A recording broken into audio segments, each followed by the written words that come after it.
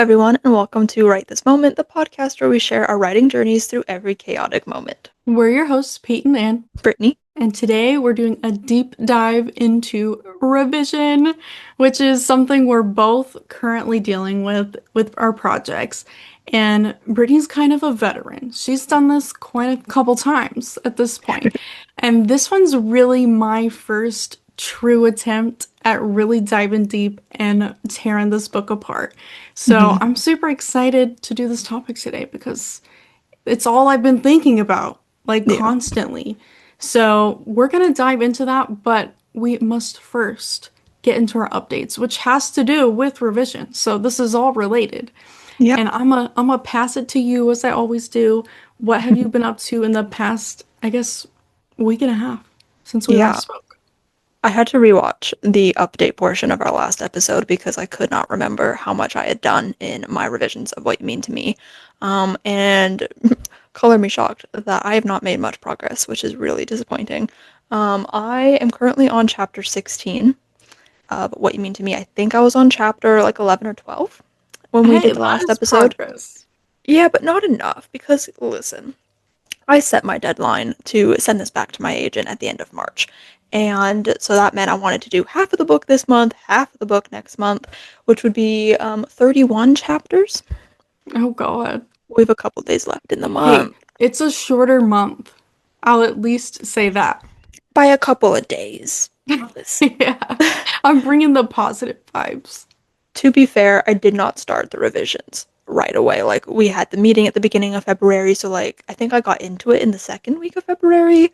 So, there is that. It's a shorter month. I didn't get started on, like, the very first day of the month. So, Makes sense. it's a thing.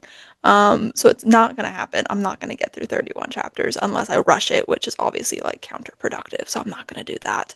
Um, and to be fair, I do have the option to, like, extend that deadline a little bit. My agent is very, very open to changing deadlines. Plus, I checked her queue. She has a document where she has all of our projects from her clients and the order that she's going to be working on them and stuff so that we can see what she's doing. And she doesn't have my edits slated to start working on until like the second week of April. So technically, I could wait until very close That's to the true. second week of April to send it to You her. got a buffer. I do have a little bit of a buffer, which is nice. I have not discussed this with her, so hey, Nikki, I will let you know if I need to extend my deadline. Um, but yeah, so it's going okay though.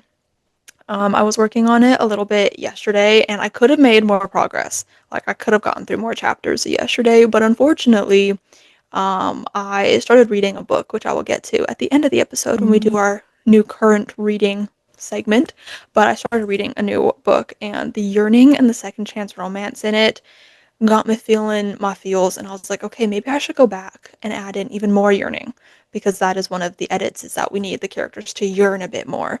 And so I went back through to the very beginning and I tried to add in a little bit more yearning throughout the book. So I could have made more progress if I did not go back through the book and do that. So that's on me. It sounds worthwhile. We love Yeah. yearning. Yeah, I don't know. Like, I didn't really add that much.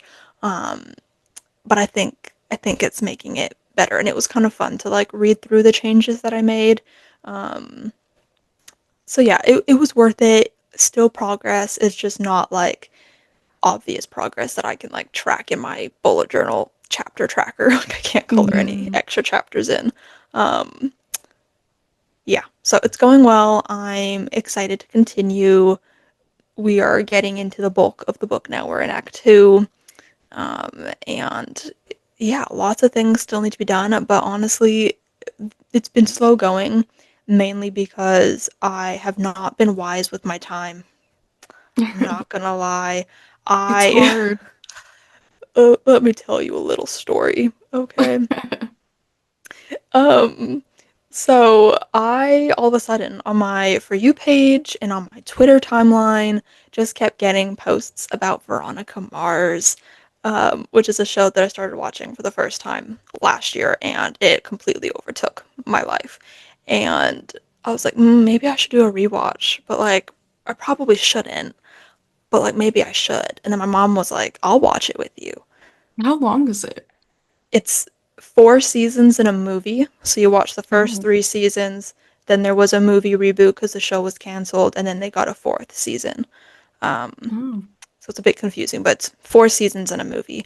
Um, so it's not like crazy long, but it overtakes my life. Like I cannot do anything but think about Veronica Mars when I am watching Veronica Mars. So every single night without fail, even though I know I have work to do, I've been on the couch watching Veronica Mars with my mother.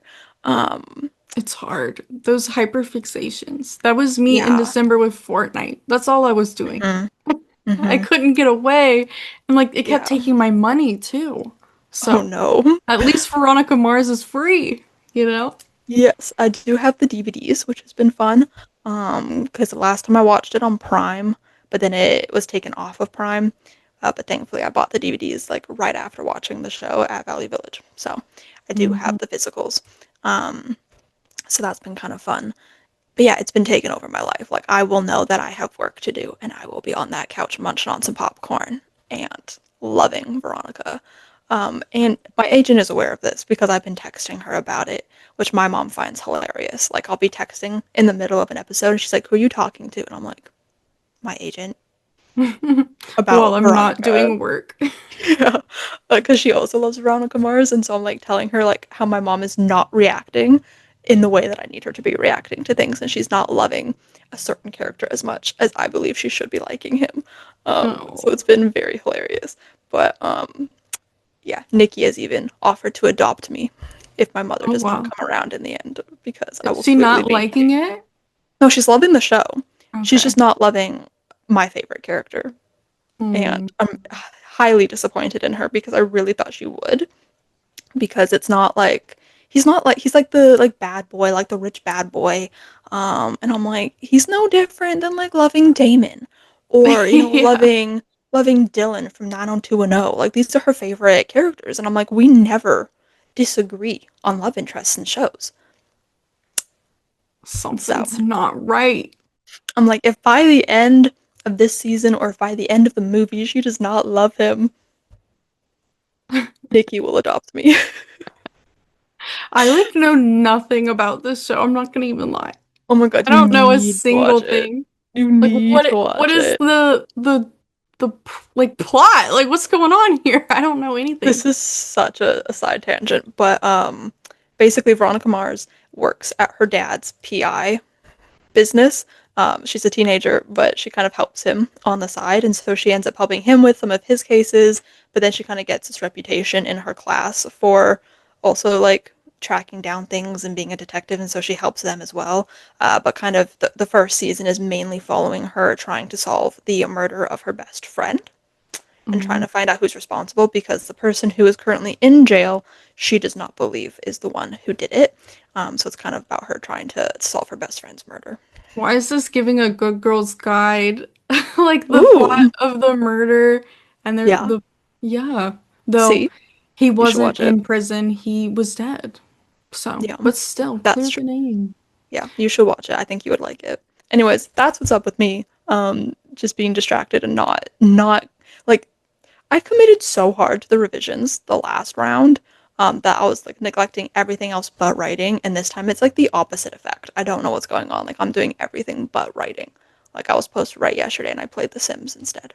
So, It's really hard to find that balance. And that's mhm, like one of the reasons I really don't watch anything. Like when I'm trying to work on a project or even read, like I don't get a lot of reading done if I'm mhm, binging like a 8 season show. Like because it does kind of take over your life. And I just want to know it like does. what happens. So I haven't the only thing I've been keeping up with is like a show that will post an episode once a week.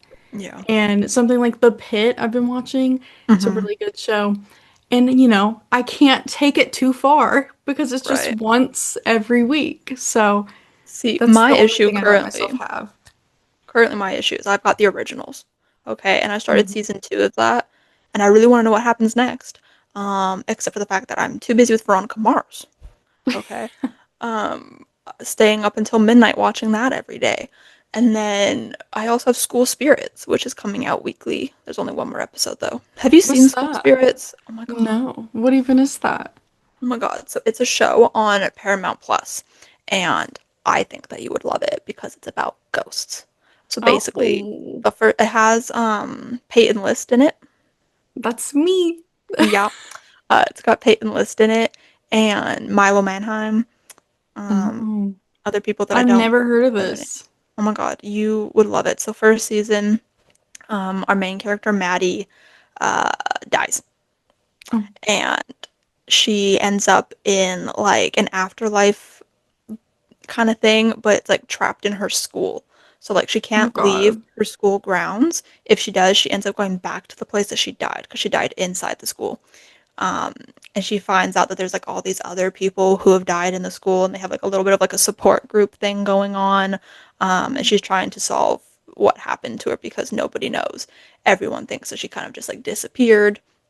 But she's like, clearly I died, like I'm here. So it's like a ghost mystery. It's very cutesy. I think that you would really like it. I was thinking Yeah, about that this last sounds night when I was good. watching it. Yeah, you should watch it. I'm like, I feel like I gotta stay away though, because I'm trying to be productive. It's so To be hard. fair, it's a streaming show. There's like 8 episodes per season, but to be fair, they are like Okay. an hour long. So maybe that will be your reward for finishing your revisions, which you should probably talk about because I've been yapping about TV for far too long. I love it. I love to hear about it. Um, for me, my updates, it's only been like a week and a half, so I don't have like a crazy word count number difference. I think I'm Mhm. at 16K. I don't Ooh. remember where I was at. But yeah, 16K for the second draft. But I really haven't been focused too much on the actual word count because I've been just doing like timed sessions. Mm-hmm. So I'll work on it for like an hour or 2 hours, something that I've been doing. I've done it, I think, twice since we last filmed, was go to the little coffee shop near me. I know, Yay! I'm like, I was talking about in another episode, like, I really want to be that person. And like, I'm making it happen. I So, love that. and something about it is really working. You know, Yay! it's the because I work remote, so I'm at Mm-hmm. this desk all the time.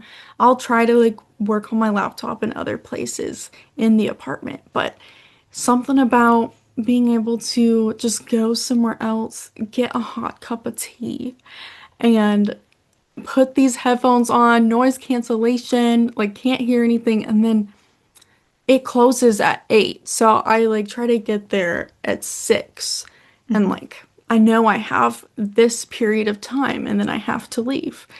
And I've even found myself like because I won't finish the scene and I'll still be thinking about it. So I came home and finished the scene. So like it's been obsessive and I Mm-hmm. feel really excited about it.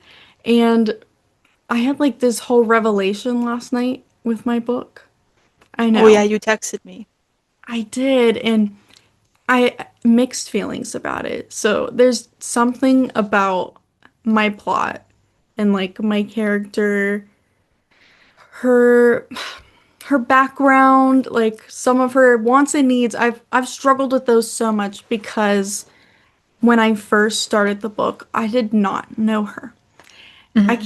I can't know her until I've written her. So now I have such a better understanding that throughout the book, writing draft one, I kind of knew and had to re-outline the book. I knew these like original goals that she had doesn't really make sense for who she ended up being. Like it's just not her. So there's just been this one piece of it, and I'll just explain it. And this might disappoint you. I don't want to disappoint you, but Disappoint me. Oh yeah, no. because like it's a fun element of the book that is getting removed, but doing it in a different way. So, what I've discovered, you look so scared.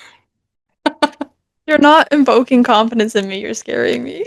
Okay, so my character, I'll give for the viewers a bit of a Mm-hmm. background. So, one of the initial ideas about the book was my character who had a sister who got demonically possessed. She killed a couple people. It was not good. The average viewer does not believe in ghosts. So that's weird.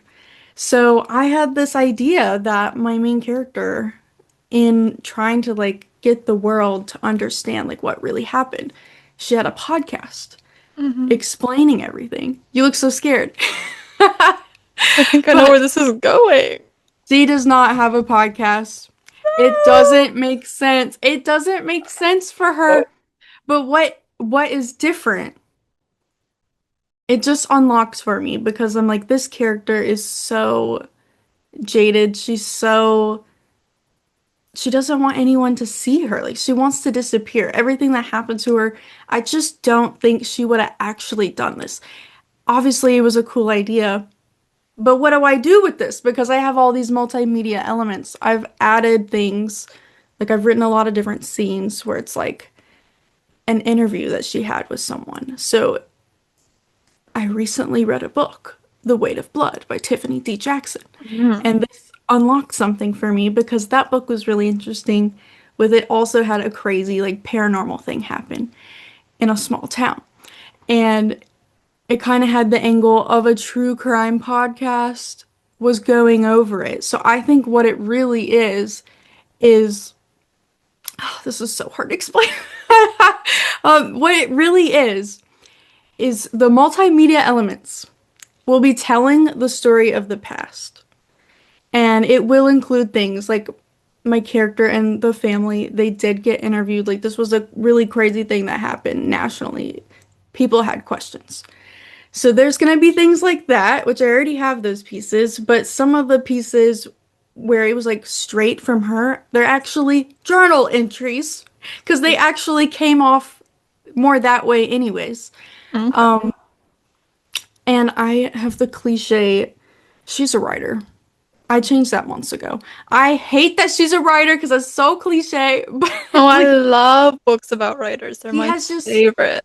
I mean, she just went through the loneliest upbringing and all she had really was books. Like she Hmm. couldn't explain to anyone what was really happening to her with this like spirit and all these other spirits that she's seeing.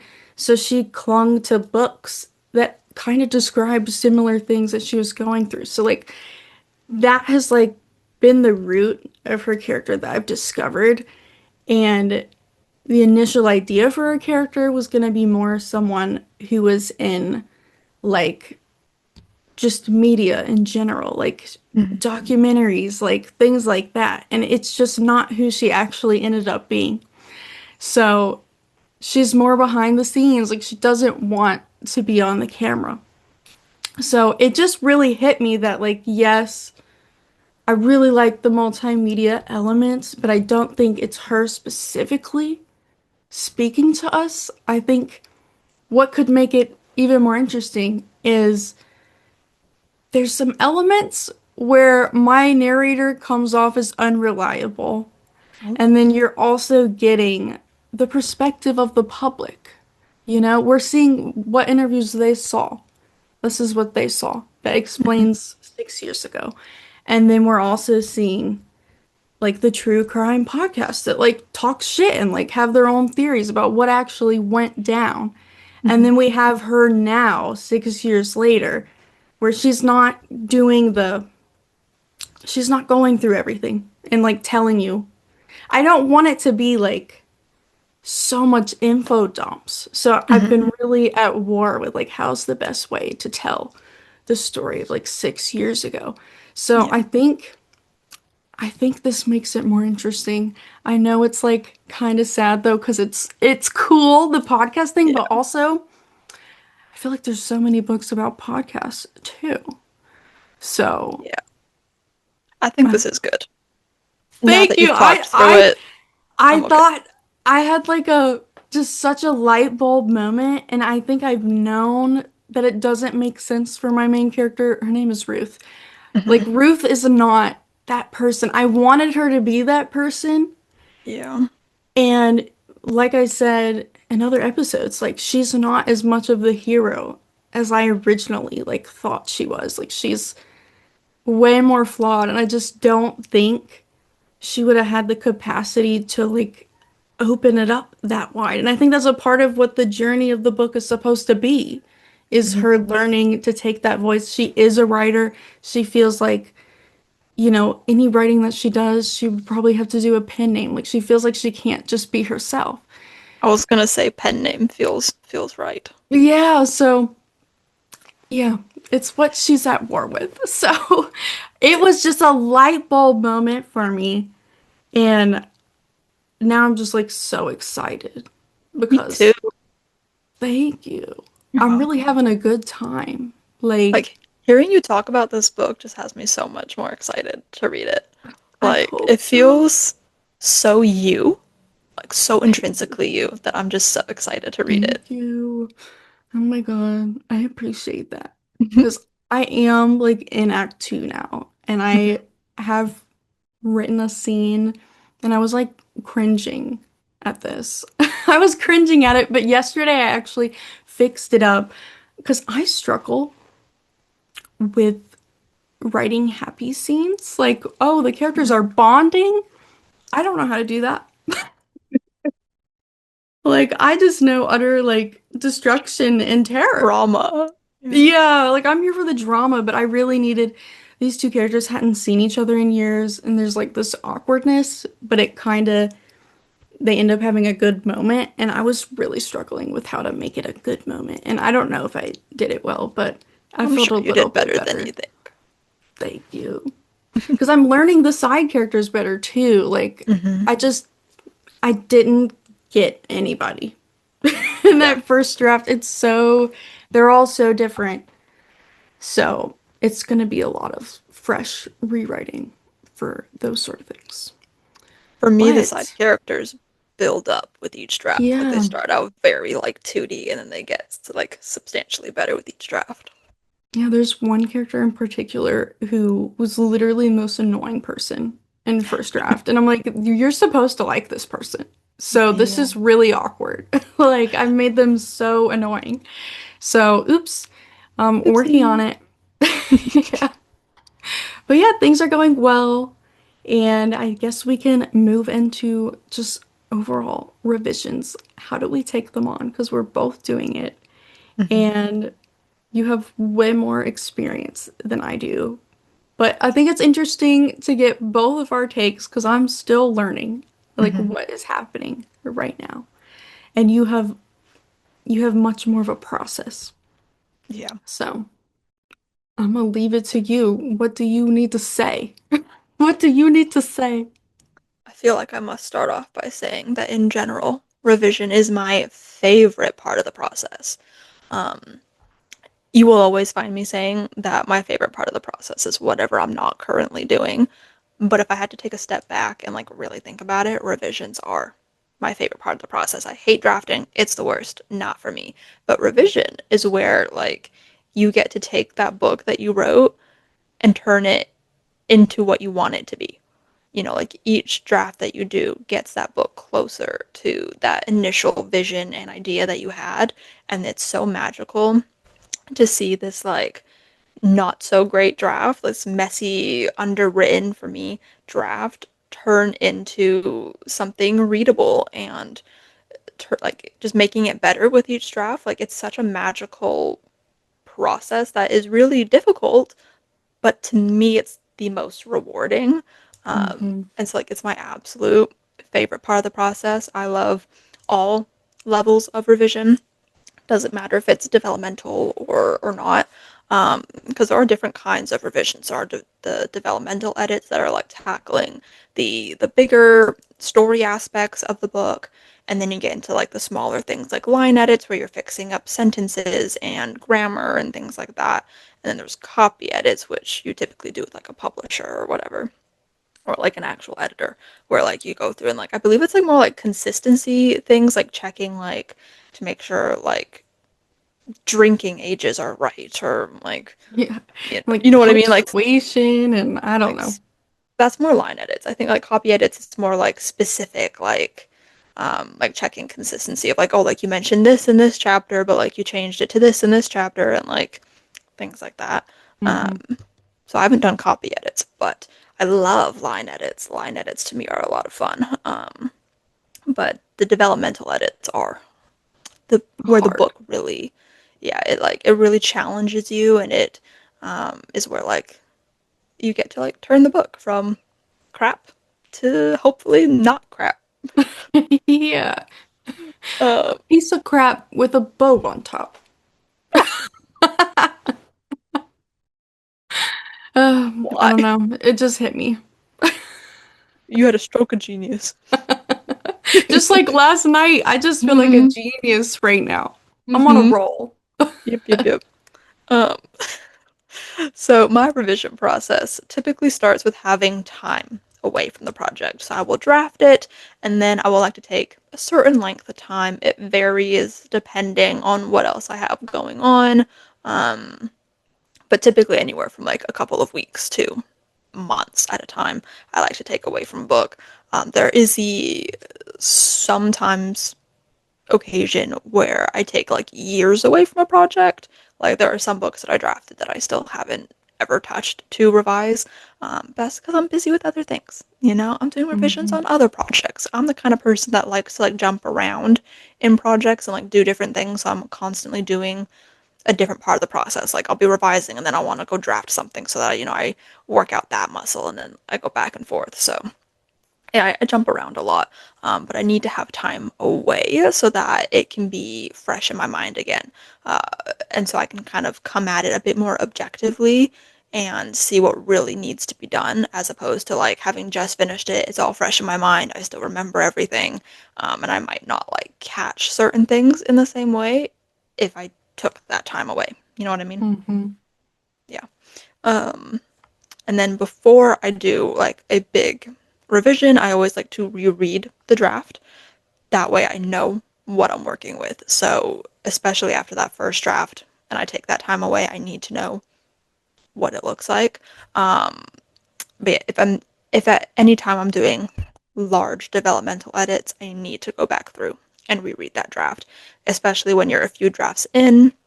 You've got all these different versions of the book in your head, and you might be a little fuzzy on what is in that last draft because you want to make Hmm. sure that you're keeping track of everything in the correct way. Um, and then yeah, while I'm rereading the draft, I will take notes, typically on my like general thoughts on what's happening, things that I like. Whether it's like a plot point that I like, a character thing that I like, a line that I like. But I also keep track of things that aren't working, things that maybe need a little bit more work, things that need to be cut, things that need to be changed, altered. Just taking notes, and I break it down chapter by chapter. I'll make sure to know like the page numbers that the chapters take up so that I can go back and reference it if need be, because unfortunately I do work in Word. I do not work in Scrivener, so I do not have the handy dandy little I love organization. Scrivener. I have Oh, a I wish question. Word was like that. Yeah.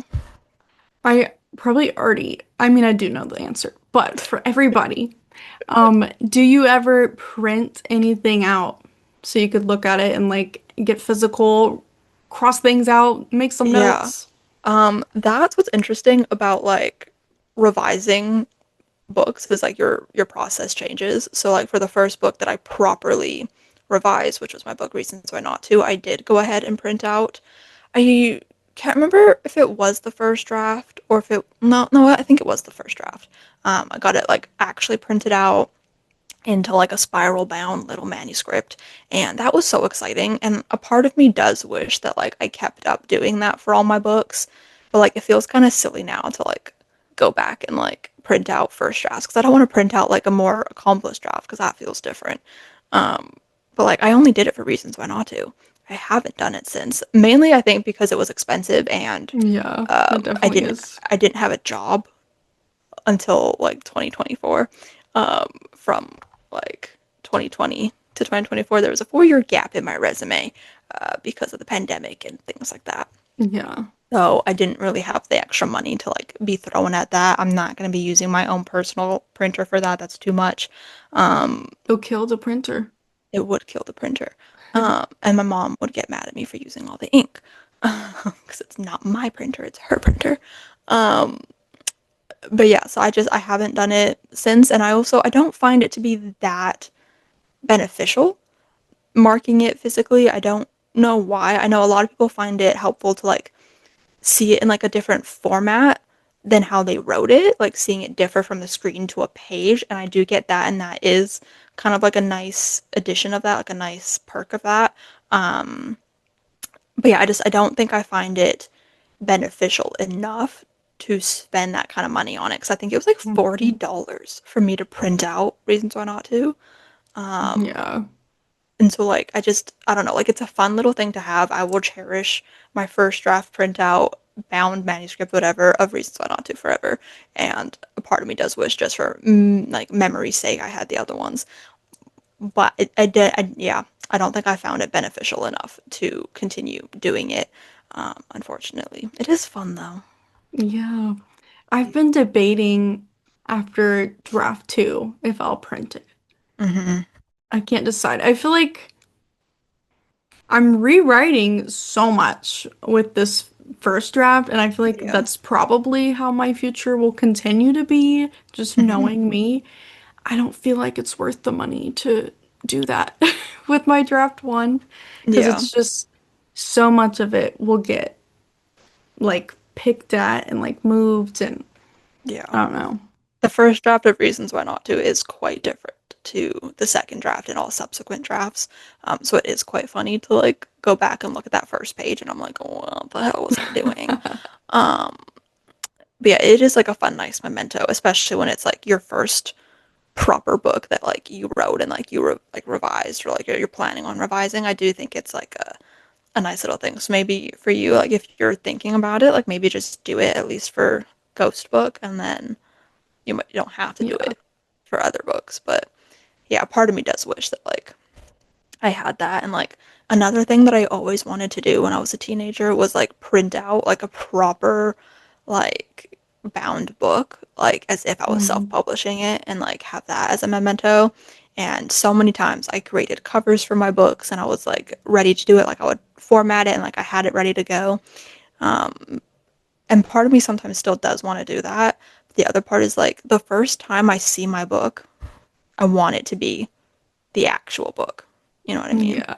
Like I want the first time I see my books to be in a printed bound manuscript book, whatever. The first time I see it bound, I want it to be the official like ARC Hmm. copy or the official finished copy. Like I want that.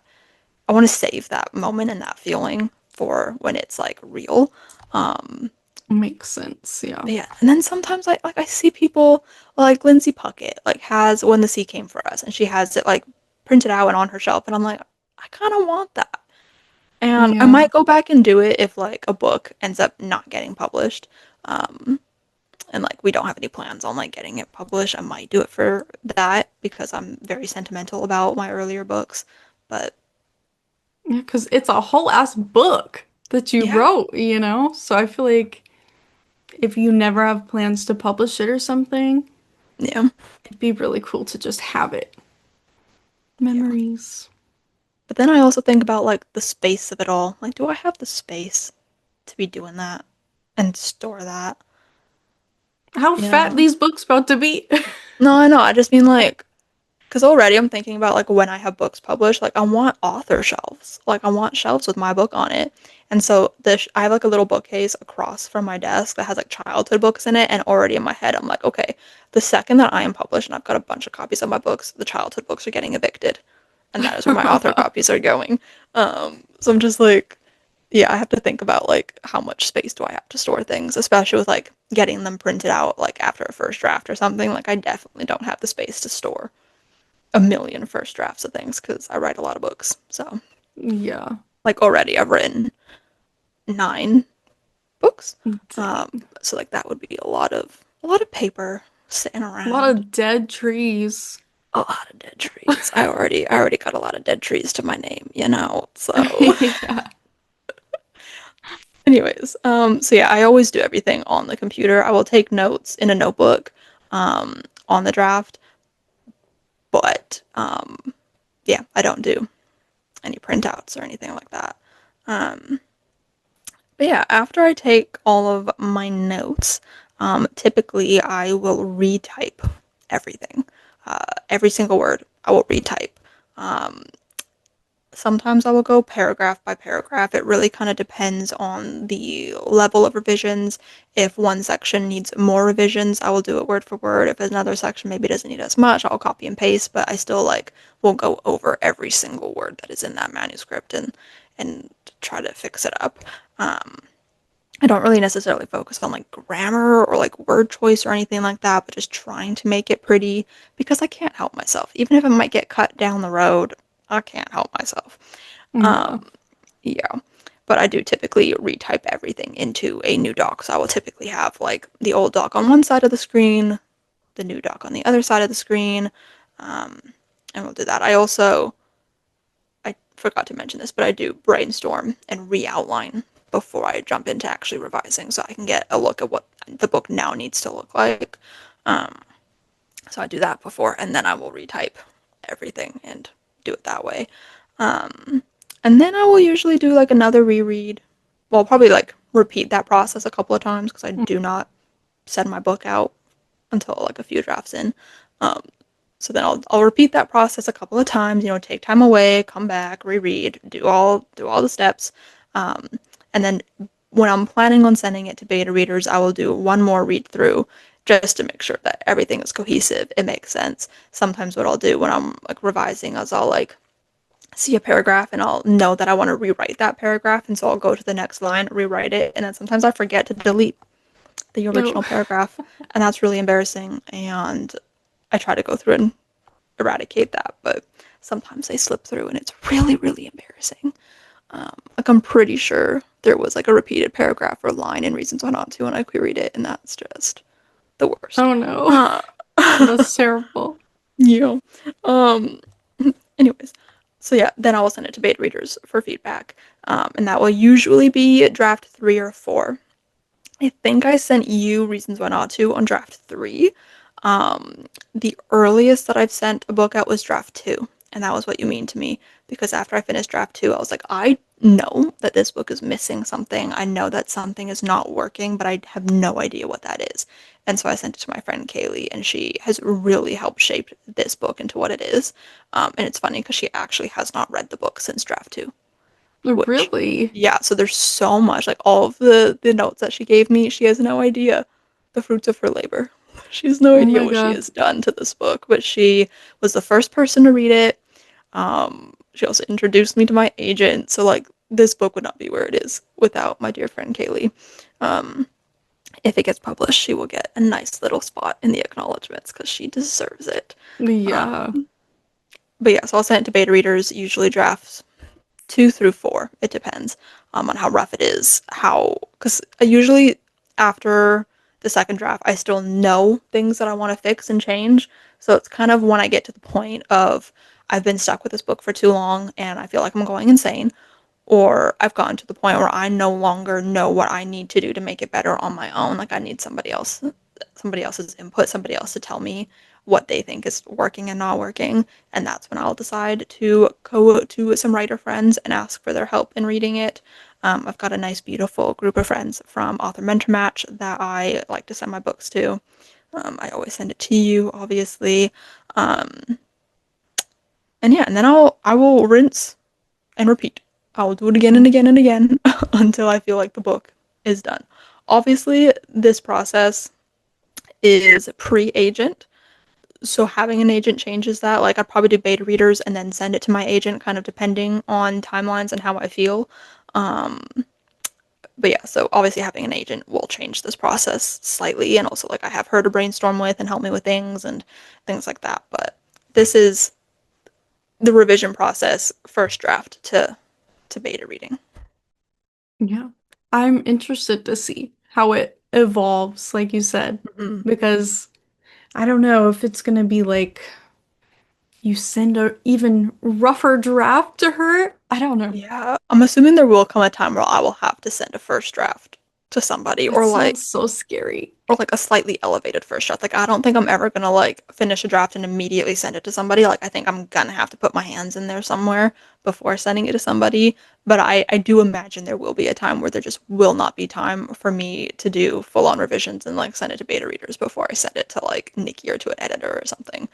I'm sure that day will come and I am terrified for it because my first drafts Yeah. are so bad. They're so bad. All of ours are bad. But I hear other like published authors just talking about sending a first draft like to their agent. And I'm like, like Could not what be is me. your first draft looking like? Because Yeah. yeah, I can't. I would be so embarrassed for anybody to look at it.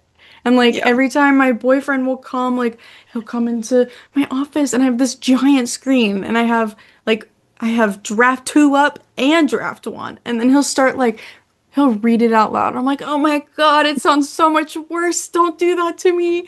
So I'm No. always like escape button, like, Oh let's get yeah. out. Because like he knows how much work I've been putting into this, so I don't want him to read an ugly line and be like, what is she doing? Like, why is she Yeah. wasting so much time doing this? And he says he would never feel that way, but I'm just like, still, like, when you get to read this, I want it to be like as Good. nicely packaged as possible Yeah. because I want you to see that I'm not completely horrible. So, Yeah. Like my mom is so mad that she has not read a single one of my books. And I'm like, when it's published, that's when you can read it. When I physically cannot be making any more changes to this book, that is when you can read it. And she does not like that. She's very mad at me for that.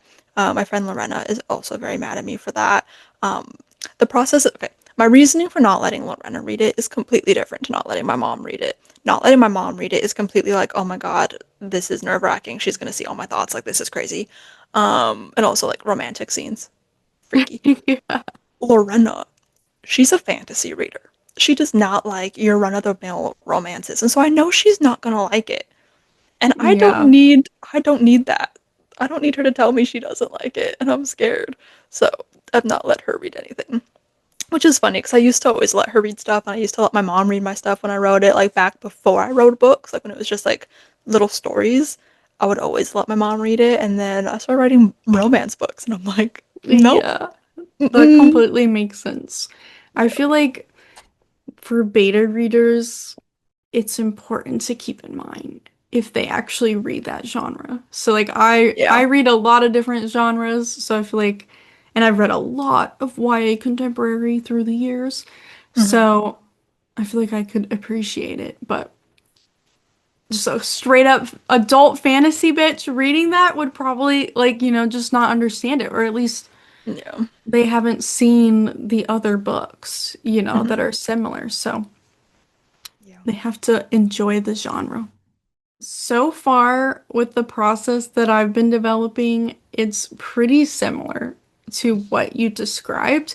The only thing that I'm not really doing is doing the word for word from draft one to draft two. hmm And that's probably going back to how you are more of an outliner, so you probably have your shit together a little bit more than I did.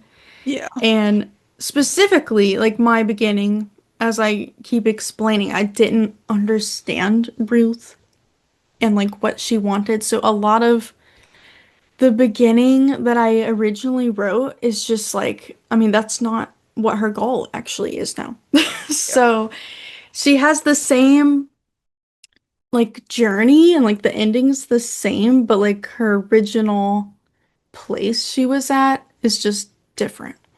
hmm So that has led to me like not using as much, at least of Act One. And then I did use more than I anticipated though, because I was reframing things.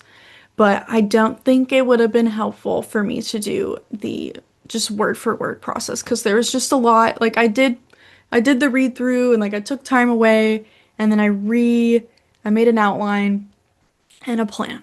So I hmm am following a plan.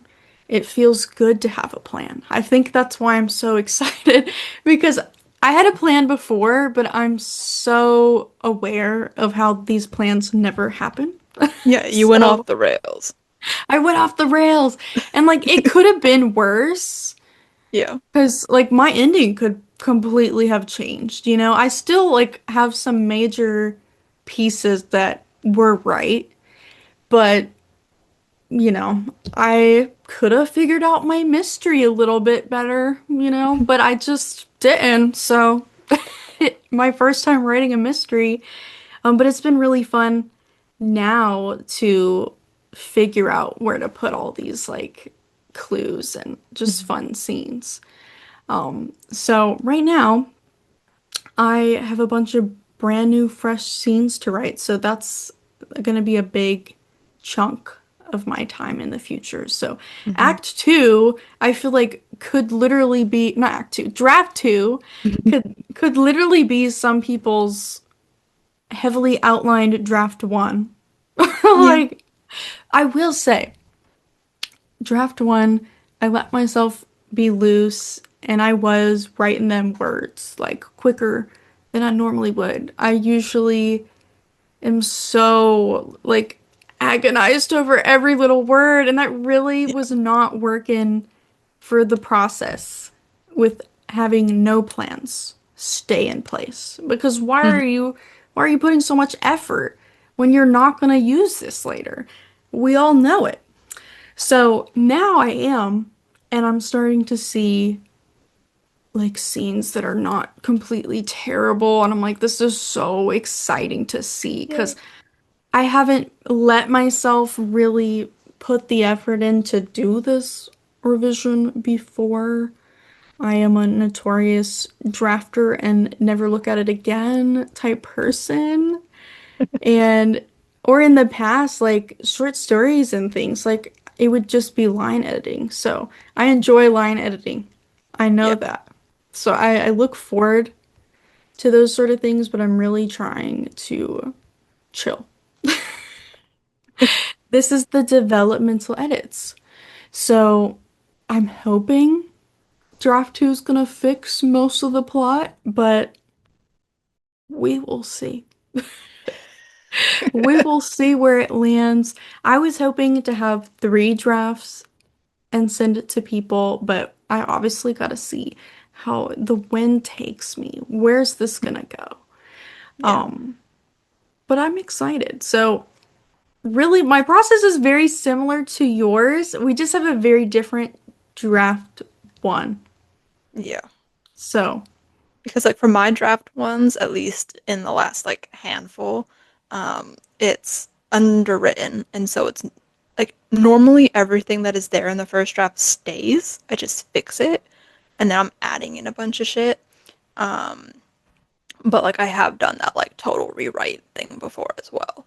Um, but yeah, normally like everything that I write stays, and then I just bulk it up a whole lot and fix everything. yeah, I feel like you just gotta do that sometimes too. Yeah. But I'm excited. I feel like once I finish this, am I gonna finish it on time? I don't know. Because I feel like I am moving slower because I am looking at like Yeah. each word. I am being more precious with the words and I'm letting myself go back and read things because honestly, I forget what does my reader know and what do I know. Like Yeah. I need to keep reminding myself, especially with having like all this shit that happened in the past to my character that comes into play and is like so important. I Hmm. just keep having to look at it, and while I do that, I end up like tinkering just a little bit. So it's kind of terrible, but I'm very excited to see how my process continues to change because I really don't know where this will take me. Like, Yeah. draft 2 might still be ass. Like, I doubt that. I'm just hoping it's structurally sound. You know, Hmm. that's all I really want from this. And if I did let someone read it, it could make sense. Is it beautiful? No, but it could make sense. So Hmm. I don't really have good experience to add to the beta reader feedback. Like, I was gonna ask you, like, how do you incorporate people's feedback because you've done that several times where people will give you Mhm. a bunch of thoughts. Yeah. And I'm sure that's like quite an experience. You've helped me in the past, but I it was never like a project that I deeply cared about. So, It was how never on is like a it? large scale either. It was just like Yeah. little novellas The or stories. the stakes are way like lower. So like Mhm. how is it and how do you deal with that? How do you cope with criticism? Ugh. Very defensively at first, I cannot lie. Um, yeah. Like It's human. yeah, like at least I'm very self-aware. Like I know that my immediate reaction to getting negative feedback or like, constructive criticism is like defensive and like upset. And I'll be like, oh my God, they hate my book. It doesn't matter if the feedback starts with, oh my God, I loved this. If you give me a bunch of things that you say are wrong, I'm gonna immediately think that you hate it. And that's just the way that it goes. It's the anxiety talking, being like, they're lying to you, they don't like the book, here are all the reasons why they don't like it. Like everything that they're pointing out that they don't like the book. Or like I'll see all the things that they are like, you could change this or this isn't working. And I'm like, how do you like the book? If you have this many problems with it, like, what do you mean you like it? That's not computing in my head. Um, so like I know that about myself, and I know immediately off the bat I'm gonna think that they don't like it, even if they tell me that they like it. I'm just not gonna believe them. So I usually do have to take a bit of time to like let the criticism simmer and like let it sit before I can like come at it with like a logical, like objective mindset. Which is why, like, for this round of edits from my agent, I was like, can you send me the notes before we like have an actual meeting because I need to know what I'm getting myself into and I need to have that time to calm down and not feel like you hate the book. Like I need to look at it before we chat about it. Um so yeah, I do need to sit with things before I let myself work on it or talk about it with somebody. Like it's helpful to talk with the beta readers about their feedback and like why they might think something or just discuss it with them. And I do need some time to like sit with that myself before I can like have a rational conversation about it. um but for beta reading in general, how I like approach it, I do find it's helpful to send to at least a couple of people. You don't want too many cooks in the kitchen, right? So per draft, I try to send it to maybe like 2 or 3 people. It kind of depends on who's available, what's going on. Like for the second draft of Wimtim, I only sent it to Kaylee. She was the only person. I'm like, I don't want too many cooks in this kitchen. I just need to know what's not working. Like what is missing from this book. Turns out what was missing were flashbacks, so that we could believe in the love story. Um, Literally, this book would not be what it is without Kaylee. It's actually crazy.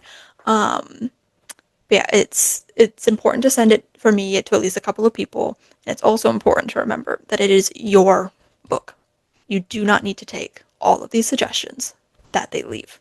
Um, except if multiple people are saying the exact same thing and have the exact same problem, maybe you should think about that a little bit harder and think about incorporating that.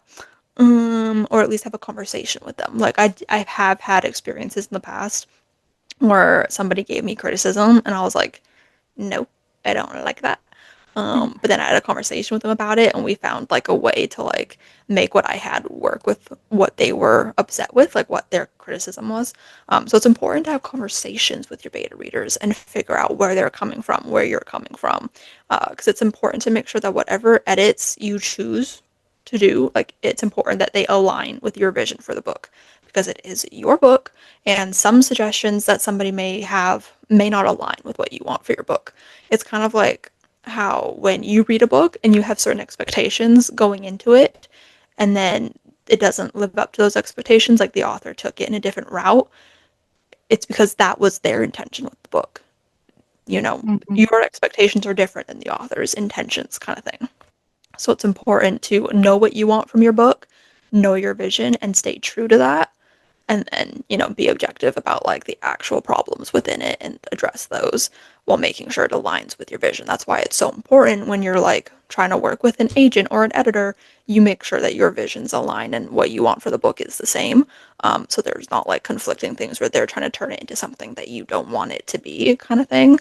Um, so it's very important to know what you want from the book. and to listen to that while also not using that as an excuse to not take the like constructive criticism. Like you still have to make changes. You can't just be like my book is perfect. Like that's stupid. Yeah, it's So, not. Like yeah. nobody's is gonna be perfect. So, Yeah. big red flag. Yeah, there's If a you're difference like, my book between is amazing. yeah. There's a difference between like not taking an edit because you like firmly believe that it is wrong for what you want your book to be and not taking an edit because you just don't want to and you think that they're dumb or like, you don't want to do the work or you don't want to change something. Um, yeah, like some suggestions may just be more personal taste to that reader than for what Yeah. you want in your book. Like it's not necessarily like an objective thing like this isn't working, but like, oh, like you could do this in this part of the book. And you're like, but that's not what I want. So it's Hmm. important to know how to distinguish those things when I just knocked some stuff over. Oh Um, no. it's important to like be able to distinguish that when you're going through beta reader feedback. Um, yeah. That's some Um, good advice. thank you. But yeah, it's important to remain objective as well when you're reviewing feedback. Like, you have to do what is best for the story. So, like, there might be something that you love, like a scene that you love, or something just like a line that you love. But if it's not working, if it's not serving the story, if it's not doing what it needs to be doing, you may have to kill some darlings, and that's unfortunate. But you do need to remain objective, which is sad. Like there are some darlings that I'm killing in this draft with my flashbacks, having to rewrite them to be more like memories instead of the flashbacks that I have them as, and that's okay. It's okay because I have to remain objective. I may love those, but they're not working in the current way that they are, so I need to change them, and that's just what the book needs. I can't be precious about it. You can always have another document. And I have a deleted lines document right now Yeah, where I'm just like, oh, I really liked that, but no. it doesn't work So, anymore. Yeah. yeah, I know it's I sad. deleted a lean. Wow. I deleted a line from the previous draft in these edits that I still want in the book. It just no longer worked at the place that it was at. So I got that in a separate document so I can hopefully remember to try to stick that in somewhere. It just no longer worked in the current scene. So I do that a lot as well. But yeah, and then my agent was like, like you can always put them as like bonus content in like a newsletter one day or something. Like they're not lost forever. Um, which was a nice reminder that I feel like I needed to have because I was a little bit sad about cutting some flashbacks and stuff. But again, it's for the good of the book, and that's all that matters. Hmm. I like that with the newsletter. That's fun. Yeah, I do love my agent's brain. It's quite beautiful. Um, and then kind of like the last thing that I took note of to talk about for this segment was if I or when I do rather another round of beta readers after that initial one. Like I get their feedback, I do another round of revisions. When it comes time to send to another round of beta readers, I typically, if I can, like to have somebody who has read the book already who gave me feedback the last time, and then also have people who have never read the book. That way, the person who's read it before can tell me if I did the edits well, like if I improved the book, because sometimes it's hard to know if you're improving things or just making them different, especially in those like earlier stages. And then the new ones can tell me if there's any other problems that maybe the other beta readers didn't pick up on or any new problems that could have arisen from those edits. It's just nice to have like a balance of people who have read it and people who haven't read it before. Hmm. That's a good point. That just Yeah. means you gotta make friends, so I gotta work on that. You can't just have one person. Yeah. But yeah, it's a good point. You gotta find your writing people. I know. Very And important. I want to find some horror people or like thriller people Hmm. and fantasy people. I'm like really missing writing fantasy right now. Oh, really? Yeah, I'm like having a whole moment. Damn. So, yeah, I'll return to that Yeah. life someday. Maybe the next project. I don't know. Maybe. Cute. I'm trying not to think too hard about it right now. That's fair. You don't want to get distracted. Yeah. Yeah, because I do that. But yeah, I feel like we covered that. So do you want to move on to what we're currently reading right now? Yes. Yes, I do. Yay. I Who feel like should you go can. I feel first? like you can go first. I feel like I've been yapping a lot. Okay, so I am still reading nonfiction, believe it or not, but I also Wow, have a fiction book. So I got two to share. you're killing it. I also have two to share. Look at Look us. at us. So I'm trying to get this in the camera. Yeah. Bad Feminist by Roxane Gay. I picked this up because I just read her memoir, Hunger, and I really, really enjoyed that book. Mhm. This is a collection of essays, obviously about feminism, and I just love how pink this 10th Oh, anniversary is. it's so gorgeous. Like I told you before, it's giving Barbie vibes. I'm It obsessed really with it. is. I had to have this copy, but I really like how both books I've read by her have been read by her on the audiobook, so I'm listening Mm-hmm. to it. And I was on the treadmill listening to it. And suddenly a chapter pulled up because these are just like one-off chapters about something. Hmm. Um, and this one was called What We Hunger For. And I kid you not, let me see what when this book was published. I know it's at least a decade because it's 10th anniversary. 2014. Okay. This chapter was about how she loves the Hunger Games. I was like, whoa. Like that was I just wasn't anticipating that because this like goes into some really heavy topics and Mhm. she does tie it into like personal experiences of being like a survivor of like sexual abuse and everything and how like she's a college professor and she would teach writing and someone recommended the Hunger Games so she could like teach it to people Mhm. and she completely fell obsessed. She's Team PETA. She literally Yeah. had a whole paragraph about how Gail is ass. So, Oh, um, amazing. I just was like, was not expecting this because she's just like, I mean, this is just really thought-provoking stuff. And so is the Hunger Games, okay?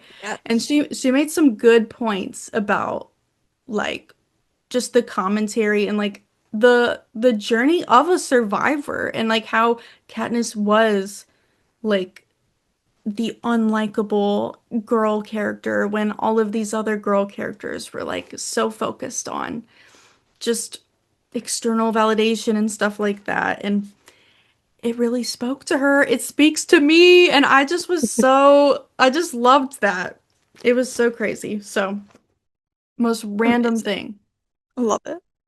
Recommends that. I'm like halfway through, but I'm reading a book that just came out Ooh. called This Safe Darkness by what's her name?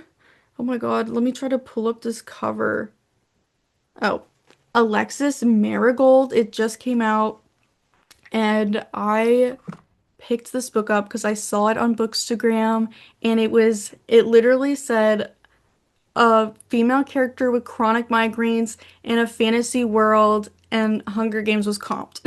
So Wow. I was like, okay. It's made for you. So yes, I'm about halfway through that one as well. And this one was interesting because this author has an agent and she lives in my Ooh. city. Ooh. That's like the second author that I recently found out that like has a chronically ill buck that lives in my city. So they did a whole event together and I missed it. I feel so sad that I missed it. But No. she self-published this book because I guess it wasn't going well like with submission or whatever. Um and I'm like that's so powerful. She wants to be a hybrid author. Mm, So I'm enjoying it so far. It's that's pretty good. messed up. I will say. It's pretty messed up and I don't even know what to say. I don't know how to explain it. So that's It's it. nice. Okay, I am technically only currently reading one thing, but I've got a couple of books to talk about. So I'm currently listening to the audiobook of Nothing Like the Movies by Lynn Painter. Yes, I Oh. am. That Is is the that book. like a sequel? to better than the movies. Okay, that's Yes, what it I is. thought. So it's a Good. direct sequel. Got the same characters as the protagonists. It's just like a couple of years later. Um, so I read Better Than the Movies last year. Really enjoyed it. And then I found out that the second book is about how they broke up. And I was like, excuse you, I don't like that. I've gotten over that now. I put a hold on Oh, the audiobook, and it's really, really good. wow. I am so sorry for doubting you, Lynn Painter. I was a little upset that you broke my babies up, but it's fine. Yeah, that is Because kind of cool. this second chance romance, it is hitting. Okay? I admire her for doing this because I personally, I don't think I could ever break up my characters. Like, I'm very much so, they are together forever. I don't care how young they are. If they're 16, like, I don't care. They are together for the rest of their lives. I will not think about them breaking up. I am the same way about books that I read. I'm like, they are together forever. I don't care how unrealistic it may seem. They are What's together the time forever. jump?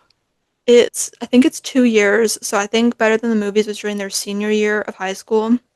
And now um, the female main character is a couple of years into college. The guy love interest, he dropped out of college their freshman year for personal reasons, and now he's kind of coming back. So it's a couple of years. I think it's like two-ish years. Interesting. Um, like I could never do that. Maybe one Yeah. day I will get the guts to do that. I can't do it. Once they're together forever. So I had a little Yeah. hurdle to jump in starting this book.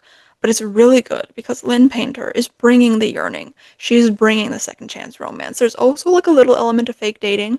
The main character is fake dating somebody to, you know, show Make them her ex. jealous. Yeah, show her ex that she's moved on.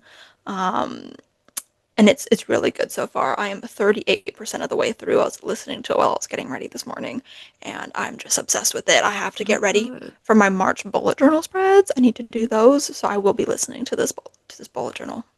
No. Oh, Ooh. I will be listening to this audiobook to entertain myself while I do the bullet journal, but I'm loving it, and I immediately put a hold on every single Lynn Painter audiobook that I could find on Libby. There is one that they don't own, which seems very strange. mm.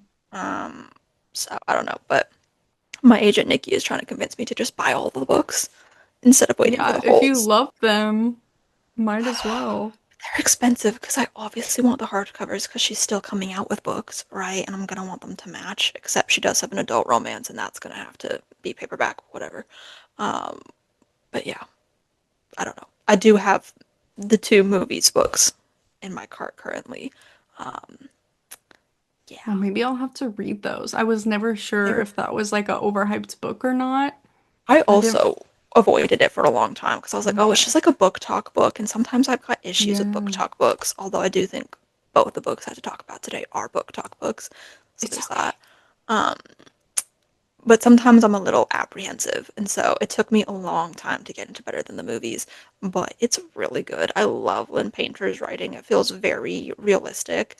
Um, and just really enjoyable. I really like the audiobooks as well. The narrator is doing a phenomenal job at bringing in the emotion and the drama, and I love it. Um, I think she was at Y'all Fest. I feel like I oh, saw her everyone goes books to on Y'all the Fest. table, so I might have missed out on a good opportunity. Yeah. But I love it because so many people who don't read YA read these books and love them. I mean, this one could technically teeter on like new adult because they're in college, but it is in like the YA section in bookstores and stuff. Um, But people who don't normally read YA and don't normally enjoy YA love these books. And I just Mm. wish that they would read them and then go read other YA, Yeah, you know? Because I think there's they so think that, many good like, ones. these books are outliers. Like, oh, this is like a good YA. And I'm like, you're just not finding the other good ones. You're reading Yeah, like books from like a decade ago and you're saying they're I not good. know. Read newer ones because these ones are newer, within the last handful of years. So like we just bring YA back. I know. Bring YA romance back. I am so passionate about this. It needs to be hyped up more. It breaks my heart. It There are will so come many good back. books. Like, It just uh, comes in waves. oh, So yes, it's it like does. out right now. It'll come back. It I better. believe it. It better. Anyways, I just finished Phantasma by Kaylee Smith, and Oh, I am going to start in Tantra Was it by good? Kaylee Smith. I really enjoyed it. Oh I my did. God. I have both of them, so maybe I'll Yeah. read it. I bought Enchantra recently. I have such a hard time saying that title. So I want to say like Enchantra, but it's not. Yeah, It's I love the Enchantra. purple. Oh, me too. I didn't realize that it follows the main character's sister, a Phantasma. I didn't realize it wasn't like direct, like same POV and everything. It's So giving Caraval. it is giving Caraval, which you know what? Even though the plots have like nothing to do with each other, I did get Caraval vibes from the synopsis of Phantasma, and I was like, ooh, that's what got me like really excited into finally like sitting down and reading it because I'm very intimidated by fantasy books sometimes. But this one is like I would say more like a paranormal urban type fantasy. Like it's paranormal creatures. It's set in New Orleans, which just felt perfect because I'm watching the originals and it's Yeah. Oh my paranormals God. in New Orleans. I love Um, that. yeah, so that was a great discovery. I'm also using a Hunger Games bookmark because, of course, I am. Yes, I have Um, that one. yeah, so I own the first book. I bought it from HomeSense at some point last year, and then I was at HomeSense recently, and they were having this huge clearance sale, and there was this one copy of Enchantra for $2.40. Hmm. Every other copy was not that. It was their regular whatever price they had it at, like $8 or something. But this one was $2.40, and I was like, I oh my wonder God. why, because it's like new. I don't know, like it's not in terrible condition. It's like a little like scuffed on the things, but it's not in any different condition than the other copies that they had. But I was like, if I don't end up liking Phantasma, that's It's okay gonna because it's be only okay. it's Yeah. $2.40. Because I kept seeing it at HomeSense for like I think it was $12.99, and I was like, I can't risk that. Like, if I don't like Phantasma, like I don't need to own all the books before I read them, right? So like, I'm gonna wait until I read Phantasma before I buy this one. And if they don't have it at HomeSense anymore, whatever, I'll buy it from work. But for $2.40, I'm like, if I don't like it, that's not a big loss. Yeah. Like, whatever. And I Gift ended it up to someone. right, and I ended up loving it. So now I have this book, and it was only $2.40. Now I Um, really want to read them. I think you would enjoy it. It was very good. Ghosties. The Yes. whole like Phantasma like manor that they're in was so cool. Um, I really like the romance. It is spicy. It's a steamy book. Um, Okay. and it was funny because every single time there was a steamy scene, guess where I was? At work? Nope, I was in the car with my entire family. Oh God. Like a sibling sitting right next to me, and I'm like, don't look at what I'm doing. Don't look at it. Like every It's fine. single time I literally brought the Phantasma in the car with me yesterday, and the first scene was steamy, and I'm like, what are we The doing? first scene. The first scene that I was like starting off at Oh, I was thought you yeah, meant like page no, one. I was no, no, like, no, no, no. dang. The page that I opened up to that I was like, where I left off was a steamy scene, and I was like, oh my god, why? Every time I sit down in this car with my whole family, and I'm reading these really great steamy scenes that are making me feel things, and my sibling is right next to me. Yep, it's fun. But yeah, it deals a lot with devils and ghosts Mhm. and phantoms, and there was a plot twist at the end of the first book that I feel I should have seen coming, but I did not. Um, and it took me by surprise, and I loved it. Um, but yeah, I like the romance primarily. I really like the writing. It has OCD representation. I don't think this one does, Oh. but the first one had OCD representation, and I really liked the way that it was incorporated because it's kind of like how we're talking about how we love when like mental health or chronic disabilities is like put into the fantasy, like it's into the fantasy. Like she had like a Mm. whole name for the voice inside her head of her OCD, like she called it the Oh. shadow voice. And there was even a point where there was like a physical manifestation of it, kind of. And I thought that was really cool. Um, and I loved the way that it was incorporated. And Kaylee Smith also has OCD, and she had like a whole page at the end of the book talking about OCD and how it's like people don't fully understand it. And there's a whole like people just say OCD is like being like super neat and like whatever. And she's like, that's not really what OCD is, and like talking about it, and it was so good. Um, so that was It like one of my sounds favorite good. parts of it. I think you're really going to like I it. know, you're really selling me right Yeah, now. I think you're really going to like it. I had a blast. And so immediately I was like, I have other things I was going to read. I have to read the second book. It's one I of just need to those. know. Yeah, like I need to know. Like I do wish at this current moment I have not started this yet, so I'm sure it'll be fine. But I do wish we were still following our main character Ophelia. But I am intrigued by her sister. I'm excited to see what's happening. It seems like there's another like deadly game that she has to enter. Instead Ooh. of Phantasma, she's entering Enchantra. So I'm kind of intrigued by that. Yeah. Oh, it takes place in Italy, so this one's Ooh, different. where was the first one was New Orleans. New Orleans, yeah. So, yeah, Cursed Palace. I'm excited. This seems Ooh, good. Um, yeah, yeah. Oh, very yeah. fun. Fake dating. That's what sold me on reading it right Oh, away. Uh-huh. Yeah, the her only chance is to compete as his wife, so they must convince their audience they're desperately in love. Hell yeah. oh. Hell yeah. Okay, Katniss Um, and Peeta. yeah, I'm so excited. Um, Plus Kaylee Smith, I'm pretty sure is friends with Haley Oh, Dennings, which is very really? exciting. Yeah, same agent, they're agent siblings. Oh, Very exciting. So beautiful. yay. That's what I'm currently reading, and I'm having a blast. Yay. On to our final segment of today. The Dear Writers segment where you ask us questions. If you have a question, please leave it down below because we are willing to answer them. Okay. So the first one is kind of pertaining to me. I've mentioned a couple times how I have seen a ghost. Hmm. And one in particular was a ghost me and my sister both saw. So, wanting more details about that. So, I'll try to do this as brief as possible. But essentially, we both saw this girl in pigtails.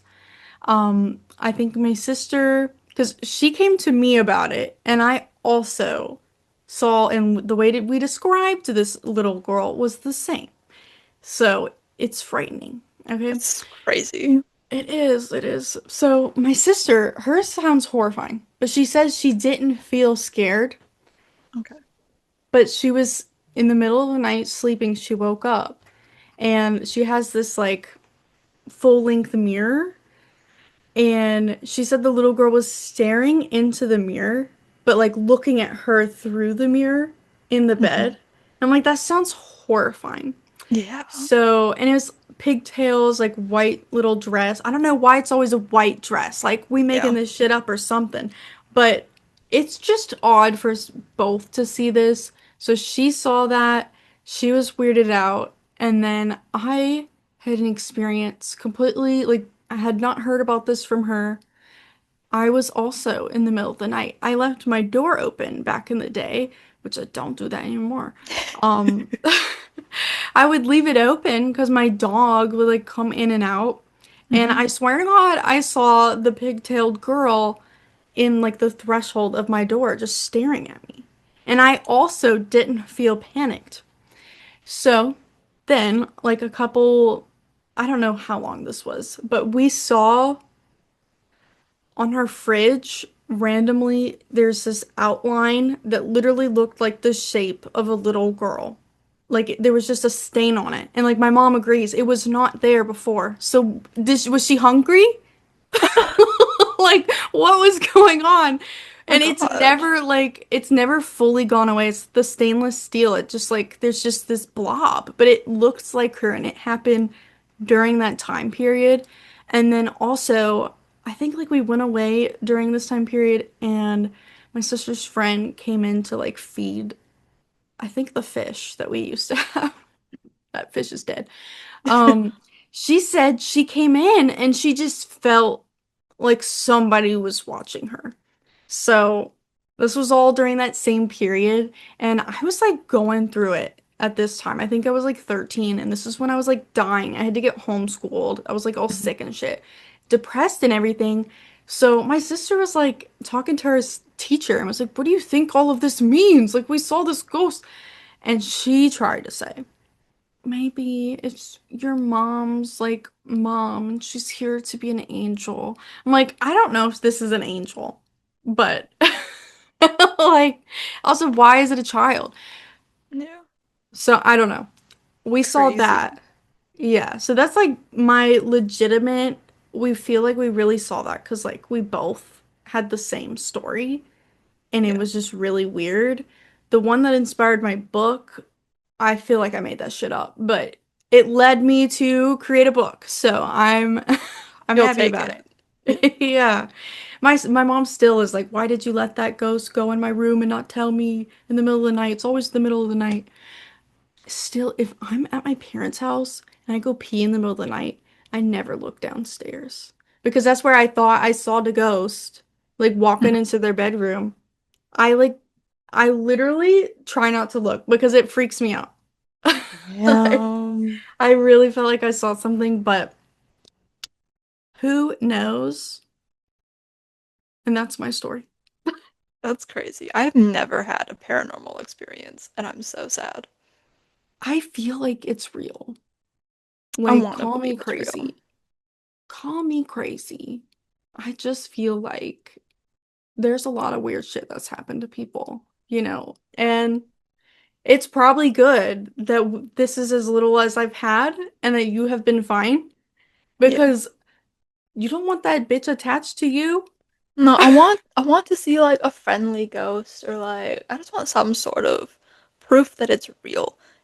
Like I live by a graveyard. Like I feel like the vibes are there. I used to live by a graveyard Just too. I'm like, did mm, they follow me when I moved? there is a guy who was buried at this graveyard by my house who murdered somebody. And it was like a celebrity. Like he murdered a Oh celebrity. God. Like I can't remember the full details, but there's a movie about it. And I'm like, I literally found out that he's buried at this cemetery, and you can go onto the cemetery's website and figure out where people are buried. So I know the exact plot that he's in.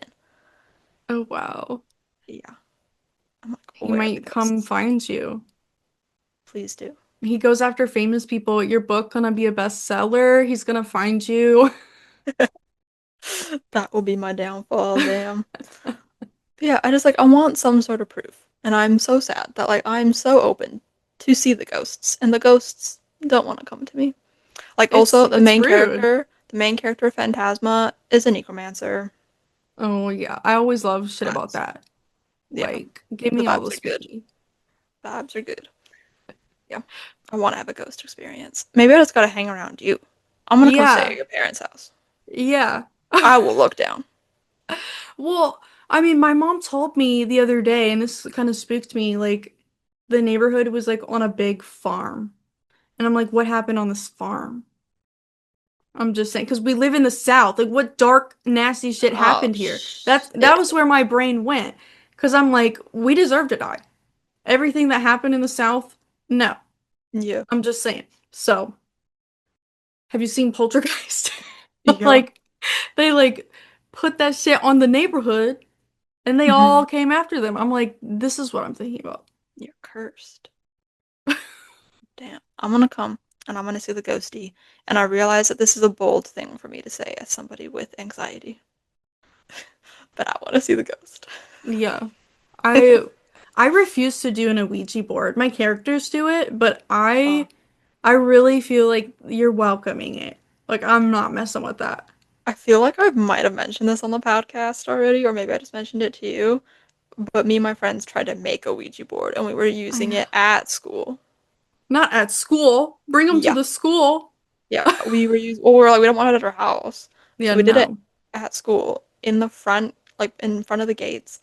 And our principal came up and saw us doing this during our lunch break. And he was like, do you girls mind not doing that here? Yeah.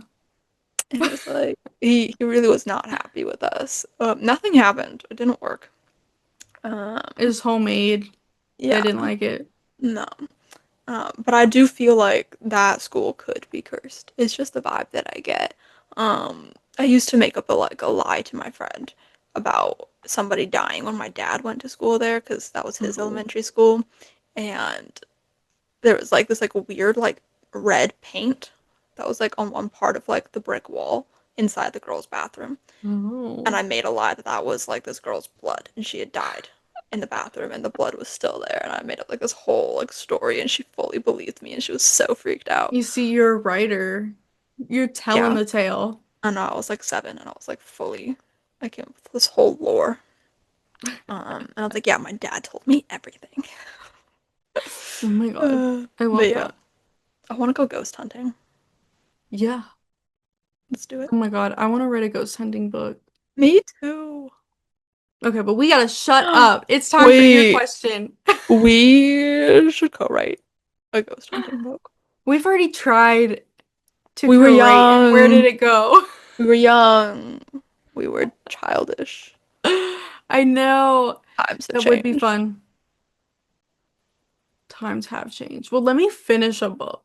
Yeah, I gotta prove that I can do this. you can't do it. But that will be a future thing. Just keep it in the back Mm-hmm. of your mind. You know? Yeah, I Yeah. love it.